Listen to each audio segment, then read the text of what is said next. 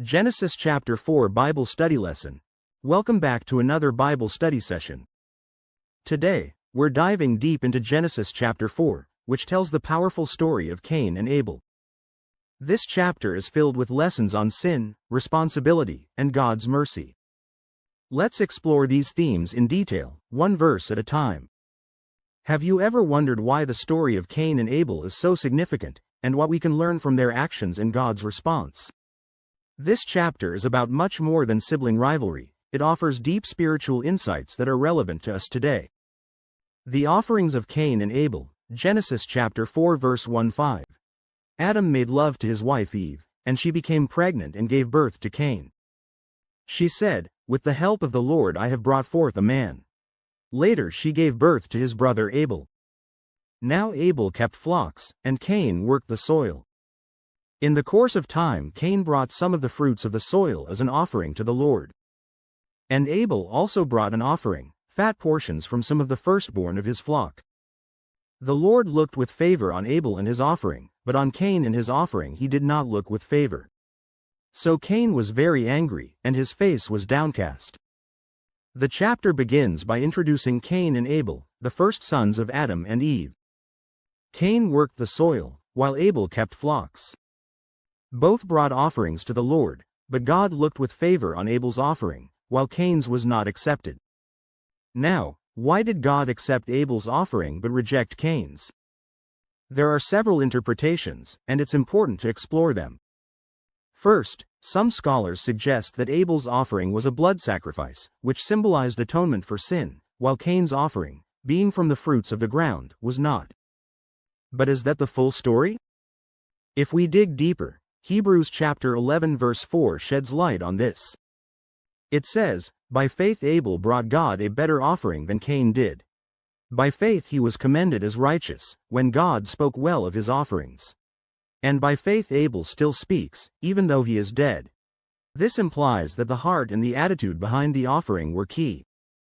Abel's offering was given in faith and humility, while Cain's might have lacked genuine devotion. Ask yourself, when you offer something to God, whether it's your time, your efforts, or your resources, what is your heart's attitude? Is it an act of true worship, or something you do out of obligation or pride? Cain's anger and God's warning, Genesis chapter 4 verse 6-7. Then the Lord said to Cain, "Why are you angry? Why is your face downcast? If you do what is right, will you not be accepted? But if you do not do what is right, sin is crouching at your door. It desires to have you, but you must rule over it." After Cain's offering is rejected, the Bible tells us that Cain became very angry, and his face was downcast. But instead of allowing Cain to sit in his anger, God reaches out to him with a warning. God asks, "Why are you angry? Why is your face downcast? If you do what is right, will you not be accepted? But if you do not do what is right, sin is crouching at your door. It desires to have you, but you must rule over it." Let's pause here and reflect on the message of God's warning. God didn't immediately condemn Cain for his anger. Instead, he gave Cain a chance to correct his attitude and actions. This shows us God's patience and his desire for us to overcome sin. God uses a powerful image here: sin crouching at the door, waiting to devour. Sin is portrayed as a predator, waiting to pounce. But God tells Cain and us that we have the power to rule over it. Sin often sneaks up on us, especially in moments of anger, frustration, or jealousy.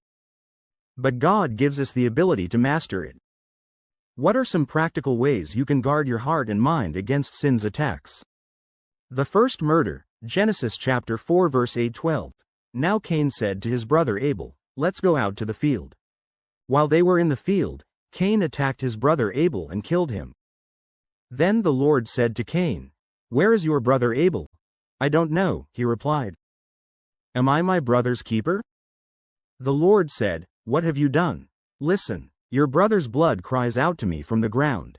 Now you are under a curse and driven from the ground, which opened its mouth to receive your brother's blood from your hand. When you work the ground, it will no longer yield its crops for you. You will be a restless wanderer on the earth."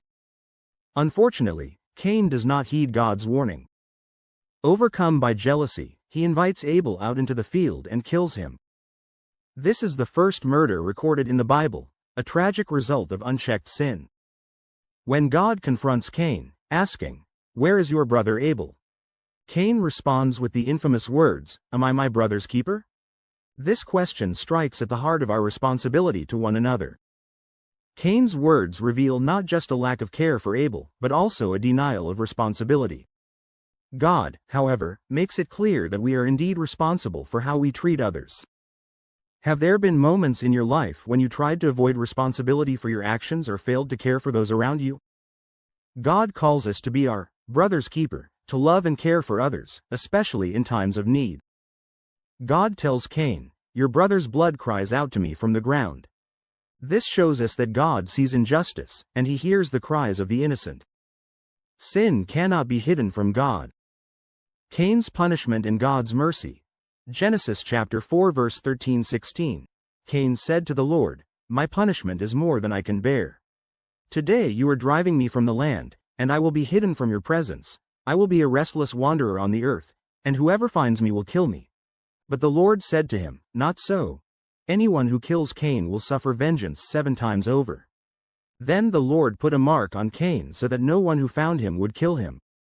So Cain went out from the Lord's presence and lived in the land of Nod, east of Eden. After the murder, God places a curse on Cain. The ground, which Cain worked, would no longer yield crops for him, and he would become a restless wanderer. Yet, even in this moment of punishment, we see a glimpse of God's mercy. Cain fears for his life, worried that someone will kill him. But God places a mark on Cain, a sign of protection. This act shows that even when we fall, God's mercy is available to us.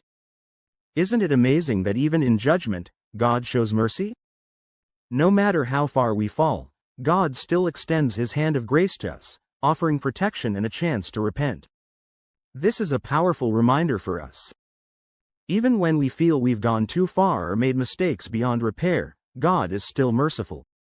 He disciplines us, but He also shields us from total destruction. The legacy of Cain. Genesis chapter 4 verse 17-24. Cain made love to his wife, and she became pregnant and gave birth to Enoch. Cain was then building a city, and he named it after his son Enoch. To Enoch was born Arad, and Arad was the father of Mehujael, and Mehujael was the father of Methushael, and Methushael was the father of Lamech.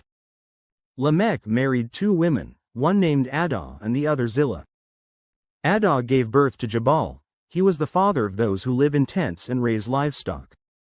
His brother's name was Jubal. He was the father of all who play stringed instruments and pipes. Zillah also had a son, Tubal-Cain, who forged all kinds of tools out of bronze and iron. Tubal-Cain's sister was Naamah. Lamech said to his wives, Adah and Zillah, "Listen to me, wives of Lamech, hear my words. I have killed a man for wounding me, a young man for injuring me.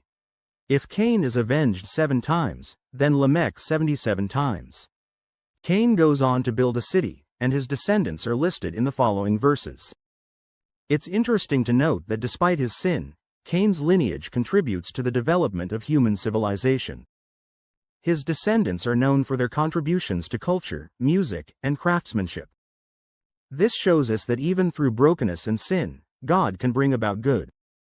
However, the legacy of sin continues in Cain's line, as seen in the account of Lamech, who also commits murder and boasts about it.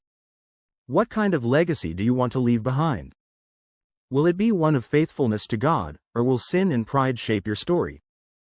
Cain's story reminds us of the far-reaching consequences of sin, but it also encourages us to seek a different path. The birth of Seth. Genesis chapter 4 verse 25-26. Adam made love to his wife again, and she gave birth to a son and named him Seth, saying, "God has granted me another child in place of Abel, since Cain killed him." Seth also had a son, and he named him Enosh. At that time people began to call on the name of the Lord. The chapter closes with hope. After Abel's death, Adam and Eve have another son, Seth. Through Seth's line, people begin to call on the name of the Lord. This marks a turning point. While Cain's line is marked by sin, Seth's line is associated with worship and a relationship with God. This contrast between the two lines sets the stage for the future narrative of God's people. No matter your past, there's always hope for a fresh start. Seth's birth represents a new beginning, a renewal of faith and devotion to God. How can you seek a new beginning in your own life? Genesis chapter 4 is a chapter rich with lessons on sin, responsibility, and God's enduring mercy. From Cain and Abel's offerings to God's protection of Cain, we see a complex interplay of justice and grace. It's a reminder that our actions have consequences, but also that God is always willing to extend His hand of mercy, giving us opportunities to change. Let's take these lessons to heart and strive to be people who offer God our best, guard against sin, and live in a way that reflects His love and mercy. As you go about your week, reflect on how you can be your brother's keeper and how you can master the sin that crouches at your door.